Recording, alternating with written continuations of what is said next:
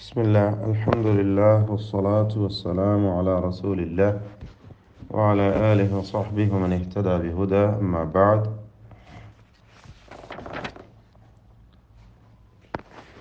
അക്ഷരങ്ങൾക്ക് തഫ്ഖീമും തർക്കീഖും നൽകി ഉച്ചരിക്കുക. നേർപ്പിച്ചുകൊണ്ടും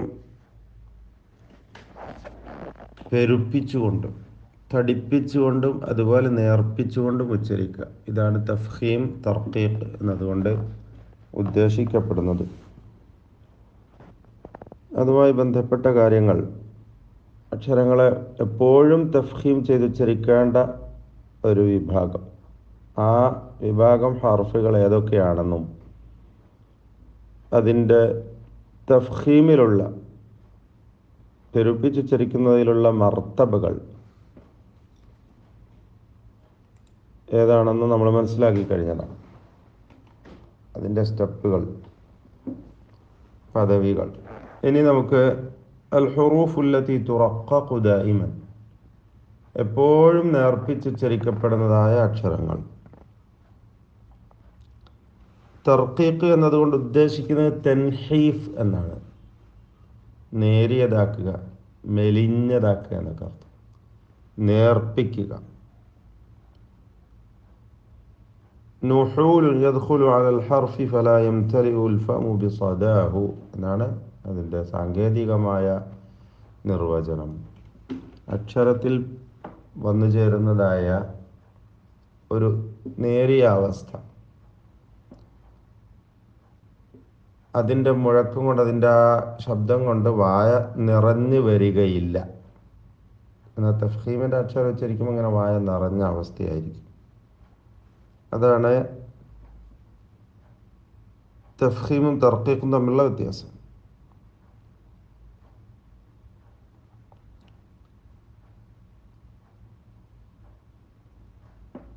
ഇതിൻ്റെ അക്ഷരങ്ങൾ തഫ്ഖീമിൻ്റെ ഹർഫുകൾ ഒഴിച്ച്, അഥവാ തഫ്ഖീം എപ്പോഴും ചെയ്യണം എന്ന് നമ്മൾ സൂചിപ്പിച്ച അക്ഷരങ്ങൾ ഹുറൂഫുൽ ഇസ്തിഅലാണ്, ഇസ്തിഅലാൻ്റെ അക്ഷരങ്ങൾ.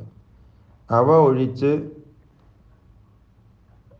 28 ഹർഫുകളിലെ അല്ലെങ്കിൽ ഹുറൂഫുൽ ഹിജായിലെ മറ്റക്ഷരങ്ങളെല്ലാം, 28 എന്ന് നിജപ്പെടുത്തേണ്ട ഹുറൂഫുൽ മദ്ദിൽ അലിഫൊക്കെ അതിലേക്ക് ചേർന്ന് വരും. അതായത്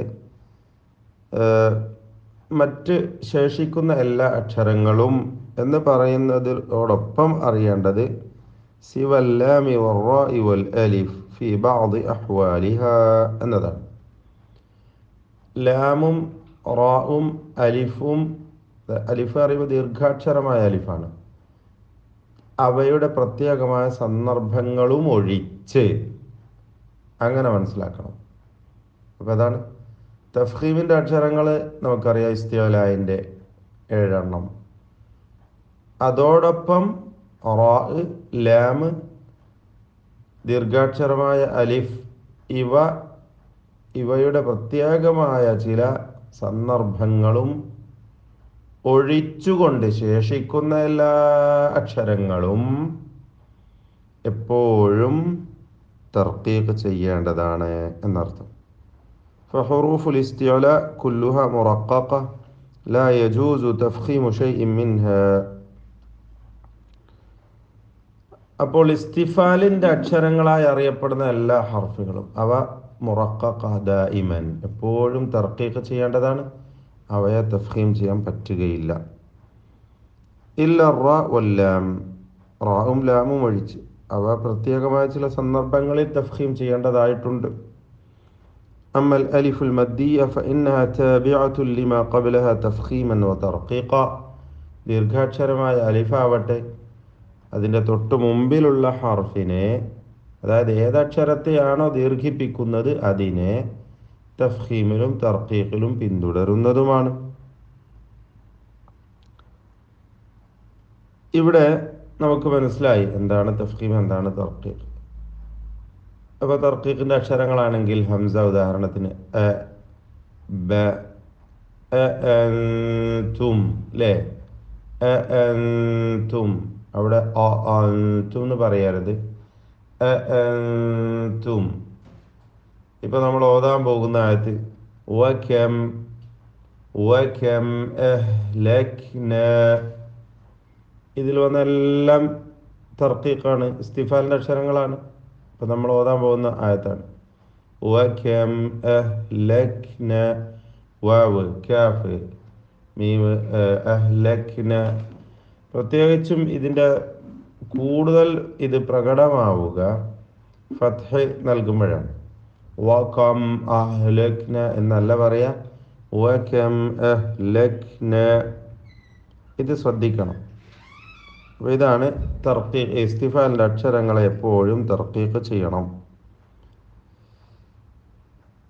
അഹ്ലക്ന എന്ന് പറയുമ്പോൾ എന്താ സംഭവിച്ചത്?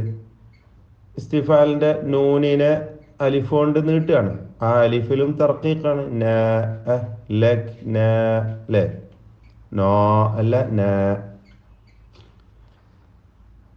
ഇവിടെ സൂചിപ്പിക്കപ്പെടുന്ന ചില കാര്യങ്ങൾ, അഖ്താഉൻ നുത്ഖി ബിൽ ഹർഫിൽ മുറഖഖ്, തർക്കീഖ് ചെയ്ത് ഉച്ചരിക്കേണ്ട അക്ഷരങ്ങൾ ഉച്ചരിക്കുന്നിടത്ത് വരുന്ന ചില അബദ്ധങ്ങൾ. ഒന്നാമതായി ഇസ്തിഅലാഉൽ ലിസാൻ ഇൻദ നുത്ഖി ബിൽ ഹർഫിൽ മുറഖഖ് ഫയുഅദ്ദി ദാലിക ഇലാ തഫ്ഖീമിൽ ഹർഫിൽ വാജിബി തർക്കീഖുഹു. നിർബന്ധമായും തർക്കീഖ് ചെയ്ത് ഉച്ചരിക്കേണ്ട ചില അക്ഷരങ്ങൾക്ക് തഫ്ഖീം ചെയ്തു പോവുക ഇസ്തിഅലാ ചെയ്യുമ്പോൾ, അത് നാവ് ഇങ്ങനെ ഉയരുന്നത് കൊണ്ട്. ഏതുപോലെ ഉദാഹരണമായി, കാരണം അതിന് ശേഷം അത് തർക്കീഖിൻ്റെ ഇസ്തിഫാലിൻ്റെ അക്ഷരത്തിന് ശേഷം ഇസ്തിഅലാൻ്റെ അക്ഷരം വരുമ്പോഴാണ് പ്രശ്നം വരുന്നത്.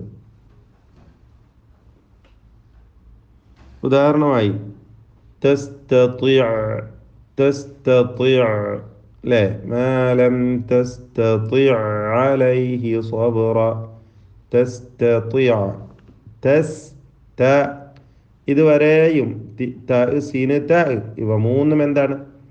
തർക്കീഖാണ്. പിന്നെ തി ത്വാ തഫ്ഖീം.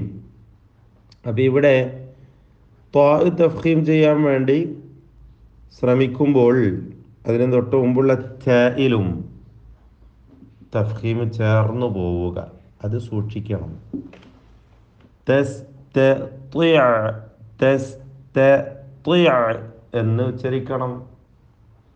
ഇപ്പം നമ്മൾ ഓതാൻ പോകുന്ന വചനം ബതുശതന,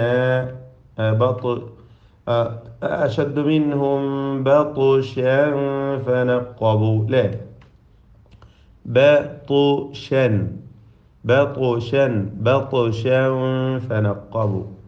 അവിടെ ബതുശൻ ബോ ബോ എന്ന് ബായിനും തഫ്ഖീം വരും, ത്വാ തഫ്ഖീം ചെയ്യാൻ വേണ്ടി ശ്രമിക്കുമ്പോൾ അത് സൂക്ഷിക്കേണ്ടതാണ്. നസ്റൂന എന്നൊരു പദം ഉദാഹരണം, നസ്റൂന, അവിടെ നസ്റൂന നസ്റൂന നൂനിന് തഫ്ഖീം ചേരുക, അത് തെറ്റാണ്, സൂക്ഷിക്കേണ്ടതാണ്. അങ്ങനെ വരുന്നത് പ്രത്യേകം സൂക്ഷിക്കണം. പിന്നെ തർക്കീഖുൽ ഹർഫി ബിമാ യശ്ബഹു തഖ്ലീൽ എന്നാണ്. തഖ്ലീൽ എന്നൊരു കാര്യമുണ്ട് സാങ്കേതികമായിട്ട്. തഖ്ലീൽ നമ്മുടെ റിവായത്തിൽ ഇല്ല, ഒരൊറ്റ പദത്തിലല്ലാതെ. സൂറത്ത് ഹൂദിൽ ബിസ്മില്ലാഹി മജ്രേഹ വമുർസാഹ, അത് വീണ്ടും നമ്മൾ ഇൻഷാ അല്ലാഹ് അതിനെക്കുറിച്ച് വിശദമായി പറയും. അവിടെ മാത്രമേ തഖ്ലീൽ എന്ന് പറഞ്ഞാൽ ഇമാല കുബ്റ, അതാണ് തഖ്ലീൽ കൊണ്ട് ഉദ്ദേശിക്കുന്നത്, ഇമാല കുബ്റ. ആ ഒരവസ്ഥയിലേക്ക് തർക്കീഖ് ചെയ്ത് ഉച്ചരിക്കുമ്പോൾ പോവുക. ഏതുപോലെ ശാഅ, ജാഅ എന്ന പദങ്ങളിൽ ചില ആളുകൾ ഷേഅ ജേഅ എന്ന് ചെരിവോടുകൂടി ഇമാലത്തോടുകൂടി ഉച്ചരിക്കും, അത് തെറ്റാണ്. അധികവും മസ്രികൾ ഒക്കെയാണ് അങ്ങനെ ഉച്ചരിക്കുക. നമ്മൾ നേരെ തിരിച്ചാ നമ്മളെ സംബന്ധിച്ചോളൂ, ഷാ ജാ എന്ന് പറയും, അതൊരിക്കലും ശരിയല്ല. രണ്ടിൻ്റെയും മധ്യത്തിലാണ്, ഷായുമല്ല ഷേയുമല്ല, ഷ എന്ന് ഇസ്തിഫാലിൻ്റെ അക്ഷരങ്ങളെ തർക്കീഖ് ചെയ്ത് ഉച്ചരിക്കണം. ഇവിടെ ഈ പറഞ്ഞ ആളുകൾക്ക് അവർക്ക് വരുന്ന അബദ്ധം തക്ലീൽ അല്ലെങ്കിൽ ഇമാല കുബ്ര സംഭവിക്കുന്നുള്ളതാണ്. ഷേ അ ജേ അ എന്ന് പറയും. അങ്ങനെ ഉച്ചരിക്കുന്ന റിവായത്തുകൾ വേറെ ഉണ്ടാകാം. അതിനെക്കുറിച്ചല്ല നമ്മുടെ സംസാരം. നമ്മുടെ റിവായത്തനുസരിച്ച് ഓതുമ്പോൾ ശ്രദ്ധിക്കേണ്ട കാര്യമാണ് സൂചിപ്പിക്കുന്നത്. ഇൻഷാ അല്ലാഹ് ബാക്കി കാര്യങ്ങൾ പിന്നീട് മനസ്സിലാക്കാം. ബാറക്കല്ലാഹ്.